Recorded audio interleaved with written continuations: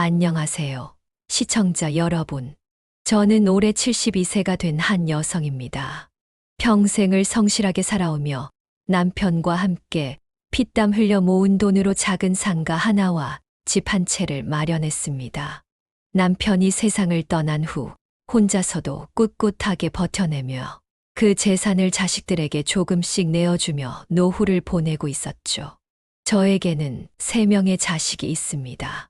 큰아들은 47세로 제가 마련한 상가에서 장사를 하고 있고, 둘째와 셋째도 각자의 삶을 살아가고 있습니다. 저는 늘 자식들이 잘 되길 바라는 마음에 시장 임대료보다 훨씬 저렴하게 큰아들에게 상가를 빌려주고 살림집까지 내어주며 살고 있었습니다. 하지만 여러분, 제가 오늘 이 이야기를 들려드리는 이유는 바로 이런 저희 선의가 어떤 결과를 가져왔는지 말씀드리고 싶어서입니다.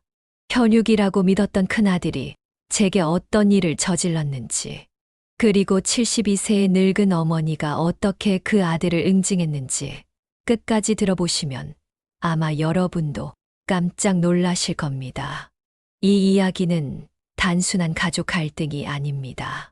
욕심에 눈이 먼 자식이 늙은 어머니를 어떻게 무시하고 협박했는지, 그리고 그 결과 어떤 처참한 최후를 맞게 되었는지에 대한 충격적인 실화입니다.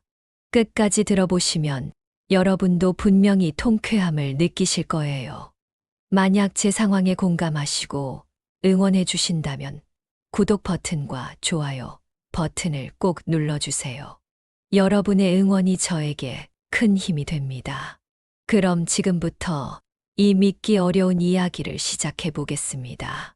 문제는 큰아들의 장사가 잘 되기 시작하면서부터였습니다. 처음에는 정말 기뻤어요.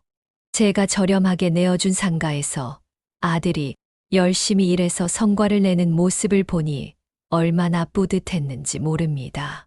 하지만 돈을 벌기 시작한 아들의 태도는 점점 달라지기 시작했어요. 작년 가을, 큰아들이 저를 찾아왔을 때의 일이 아직도 생생합니다. 평소와 다르게 정장을 차려입고 온 아들의 표정이 어딘가 달랐어요.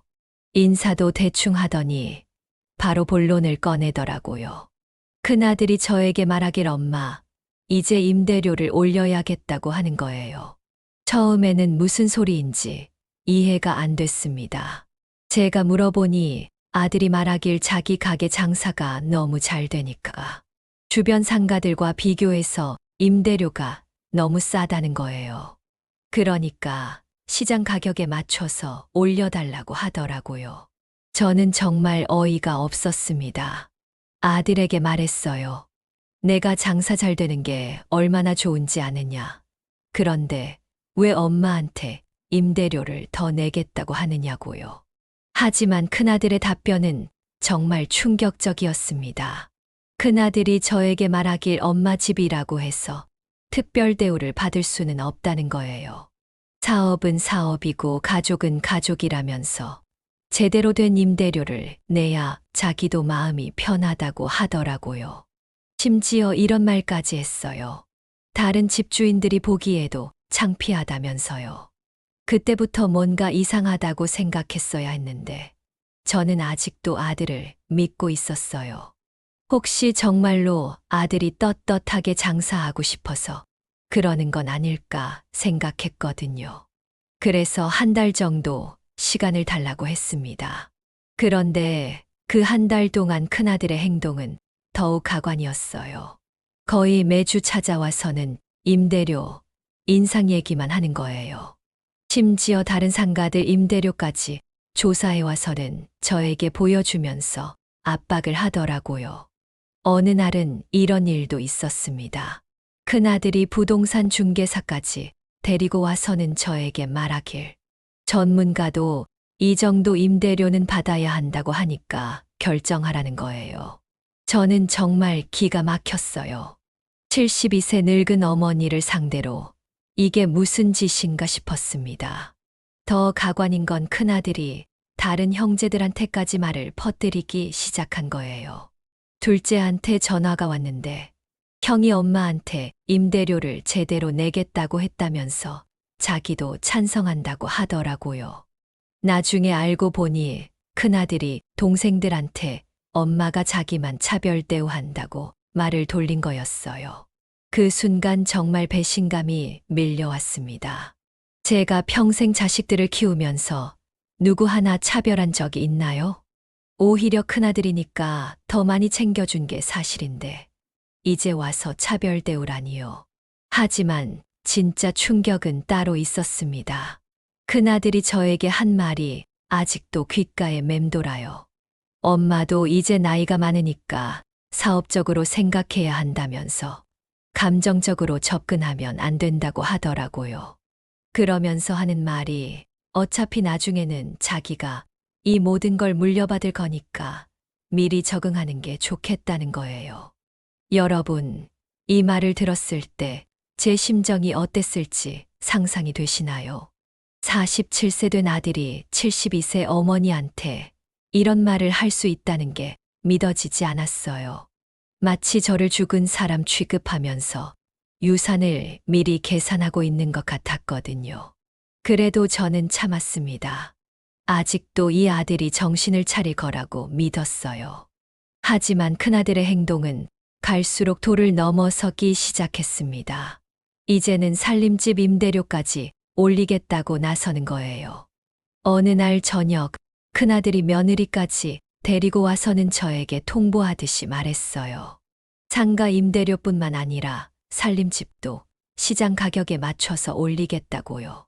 그러면서 하는 말이 엄마 집이라고 해서 공짜로 살 수는 없다는 거예요. 며느리도 거들면서 저에게 말하길 요즘 같은 세상에 부모 자식 간에도 명확하게 해야 한다고 하더라고요.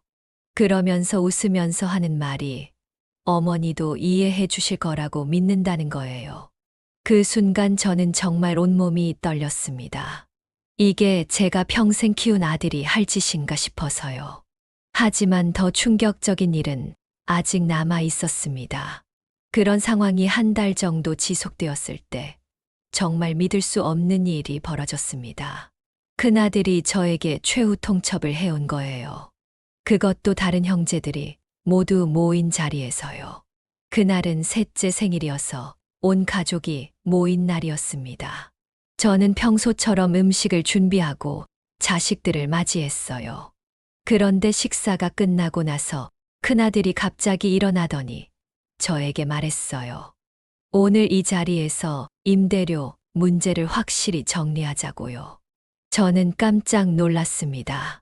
셋째 생일날에 무슨 소리냐고 했더니 큰아들이 말하길 가족이 모인 자리에서 공개적으로 얘기하는 게 좋겠다고 하더라고요.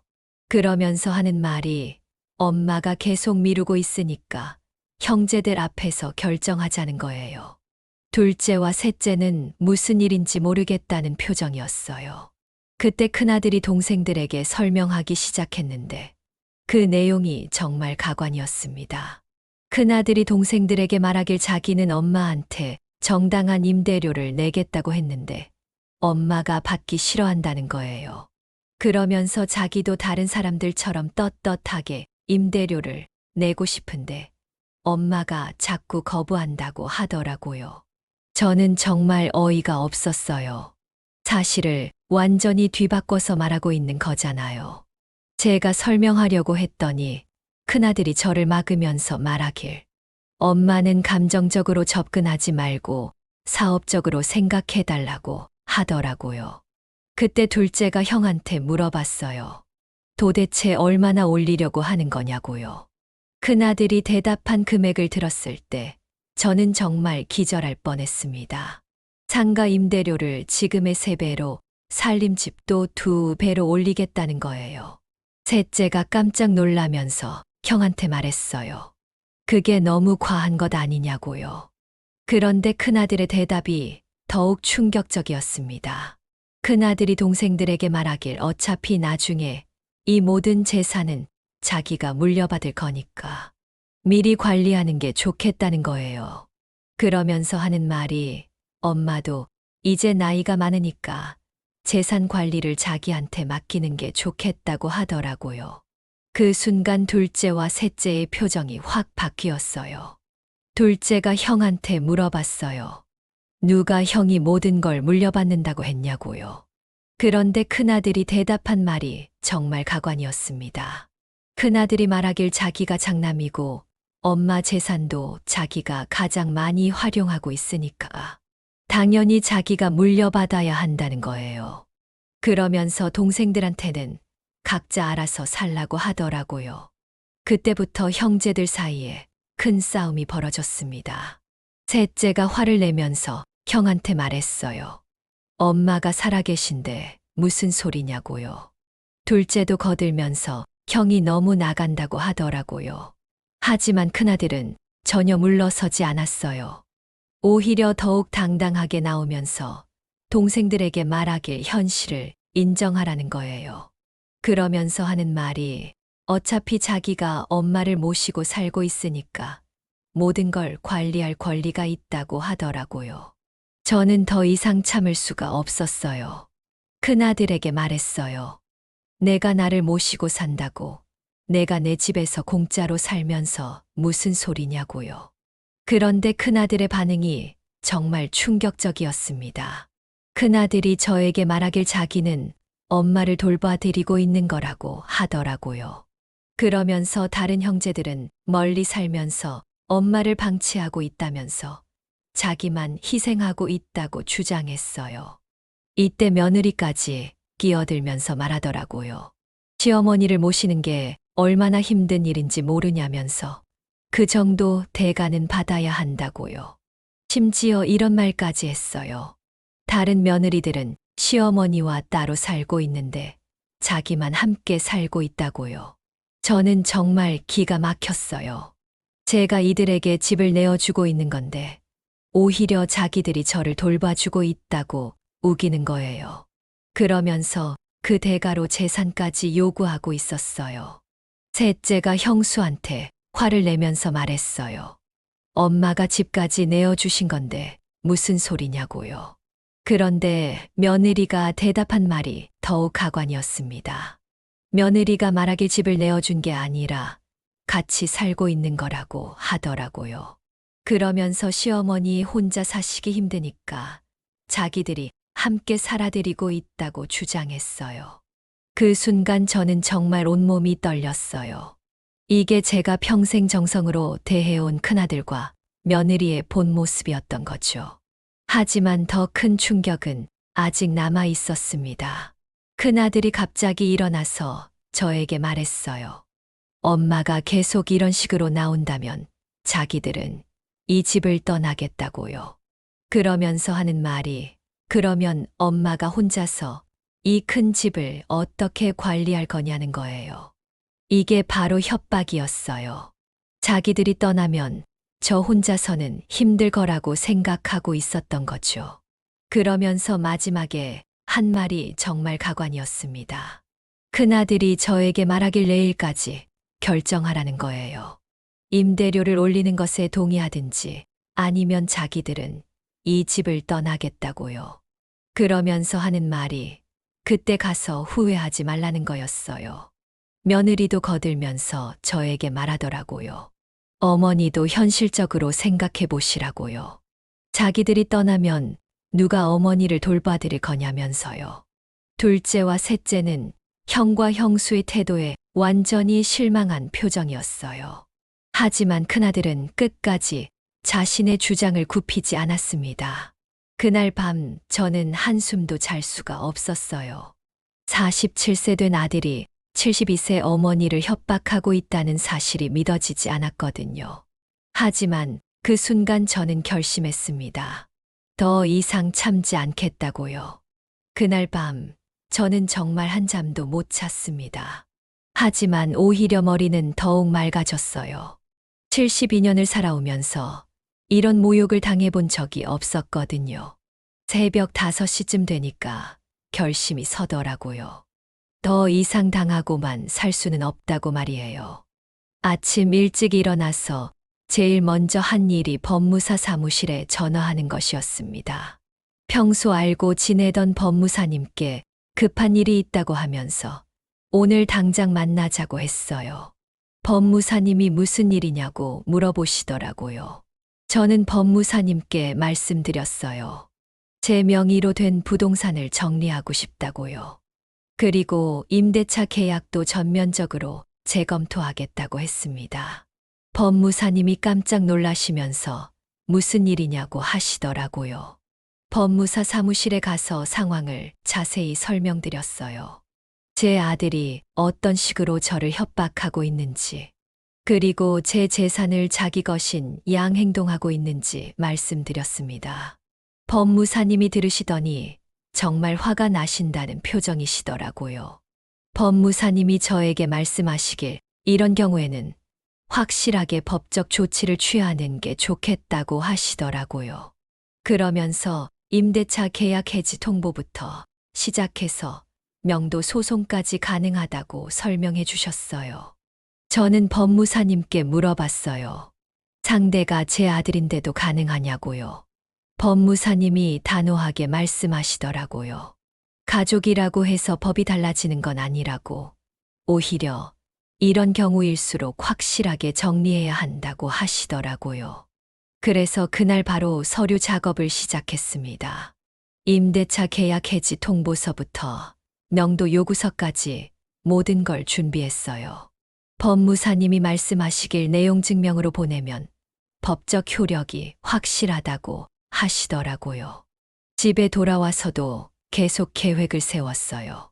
큰아들이 내일까지 답을 달라고 했으니 저도 내일 확실한 답을 주기로 했습니다. 하지만 제가 생각한 답은 아들이 예상하는 것과는 정반대였어요. 그 다음 날 큰아들이 예상대로 찾아왔습니다. 며느리까지 데리고 와서는 저에게 결정했냐고 묻더라고요. 표정을 보니까 당연히 제가 굴복할 거라고 생각하고 있었어요. 큰아들이 저에게 말하길 어떻게 결정했냐고 묻더라고요. 그러면서 현명한 선택을 했을 거라고 믿는다고 하더라고요. 며느리도 옆에서 웃으면서 어머니는 현실적인 분이라고 말했어요. 저는 차분하게 대답했습니다. 큰아들에게 말했어요. 내 말이 맞다. 현실적으로 생각해 보니까 결정할 게 있더라고요. 큰아들이 기뻐하면서 역시 엄마라고 하더라고요. 그때 저는 테이블 위에 준비해둔 서류를 꺼냈습니다. 큰아들이 뭐냐고 물어보더라고요. 저는 천천히 말했어요. 임대차 계약 해지 통보서라고요. 그 순간 큰아들과 며느리의 얼굴이 하얗게 질리는 게 보였어요. 큰아들이 뭔 소리냐고 소리치더라고요. 저는 더욱 차분하게 말했습니다. 큰아들에게 말했어요. 내가 어제 말한 대로 현실적으로 생각해 봤다고요. 그런데 내가 내린 결론은 내가 이 집에서 나가야 한다는 거라고 했어요. 그러면서 법무사님과 상담해서 모든 법적 절차를 준비했다고 통보했습니다.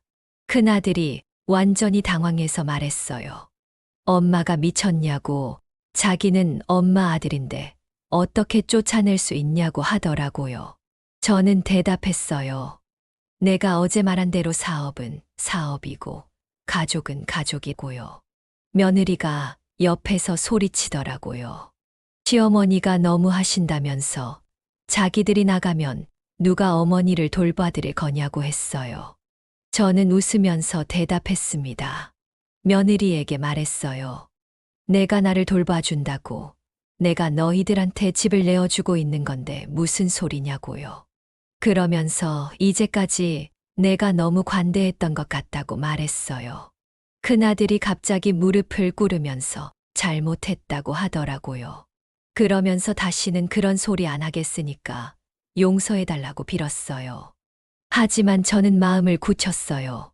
큰아들에게 말했어요. 이제 늦었다고요. 내가 어제 한 말들을 생각해보라고 했어요. 72세 어머니를 협박하고 내 재산을 내 것인 양 행동하면서 동생들 앞에서 모욕을 줬잖냐고요. 며느리도 울면서 빌기 시작하더라고요. 정말 잘못했다면서 앞으로는 절대 그런 일 없을 거라고 했어요. 하지만 저는 흔들리지 않았습니다. 며느리에게 말했어요. 내가 어제 뭐라고 했는지 기억하냐고요. 나를 돌봐준다고 했으면서 그 대가로 재산을 요구했지 않냐고 했어요. 그런 사람과는 더 이상 함께 살 수 없다고 단호하게 말했습니다. 큰아들이 필사적으로 매달렸어요. 엄마 없으면 자기들이 어떻게 사냐고 갈 곳도 없다고 하더라고요. 저는 차갑게 대답했습니다. 큰아들에게 말했어요. 내가 어제 뭐라고 했는지 기억나냐고요. 임대료를 3배로 올려도 낼 수 있다고 했잖냐고. 그럼 다른 곳에 가서도 충분히 살 수 있을 거라고 했어요. 며느리가 소리치면서 말하더라고요. 그래도 가족인데 이럴 수 있냐고요. 저는 웃었어요. 그리고 대답했습니다. 며느리에게 말했어요. 가족, 내가 어제 뭐라고 했는지 기억하냐고요. 사업은 사업이고 가족은 가족이라고 했잖냐고. 그럼 이것도 사업적으로 처리하는 거라고 말했어요. 그때 큰아들이 화를 내면서 일어나더라고요.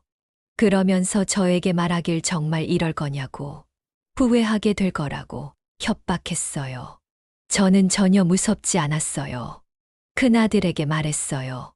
후회, 내가 지금까지 내한테 베푼 것들을 후회하고 있다고요. 그리고 이제서야 정신을 차렸다고 말했습니다. 법무사님이 작성해 주신 서류를 큰아들에게 내밀면서 말했어요. 2주 안에 나가라고요.